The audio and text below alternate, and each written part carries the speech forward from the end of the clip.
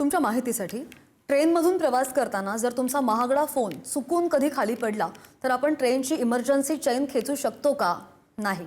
कायद्यानुसार ट्रेनची चेन फक्त कुणाचा जीव जर धोक्यात असेल किंवा मग वैद्यकीय आणीबाणी असेल तरच खेचता येते. जर तुम्ही फोन तुमचा पडला म्हणून जर चेन खेचली तर रेल्वे कायद्याच्या कलम 141 नुसार तुम्हाला 1000 रुपयांचा दंड किंवा मग 1 वर्षांची जेल सुद्धा होऊ शकते. त्यामुळे फोन वाचवण्याच्या नादामध्ये स्वतःला संकटात कधीही टाकू नका.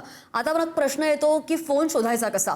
तर फोन ज्या क्षणी खाली पडतो, ज्या क्षणी खाली पडला त्याच सेकंदाला खिडकीबाहेर रेल्वे ट्रॅकच्या बाजूला असलेल्या विजेच्या खांबाकडे म्हणजेच इलेक्ट्रिक पोल्सकडे तुम्ही बघू शकता.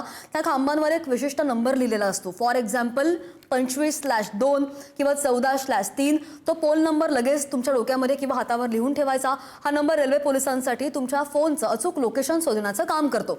यानंतर ट्रेन पुढच्या स्टेशनवर थांबली की थेट RPF म्हणजे रेल्वे सुरक्षा बलाच्या ऑफिसमध्ये तुम्हाला जायचंय. त्यांना तुमचा तिकीट नंबर, सीट नंबर आणि तो नोट केलेला पोल नंबर सांगायचा आहे. जर स्टेशन लांब असेल तर सहप्रवाशाच्या फोनवरून लगेचच 139 आय रिपीट 139 या रेल्वे हेल्पलाईनवर कॉल करून तुम्ही माहिती देऊ शकता. RPFचे जवान त्या ठराविक खांबापाशी जाऊन तुमचा फोन लगेच शोधून काढतात. रेल्वे पोलिसांच्या या सुविधेमुळे आजवर हजारो प्रवाशांना त्यांचे फोन सुखरूप परत मिळालेत.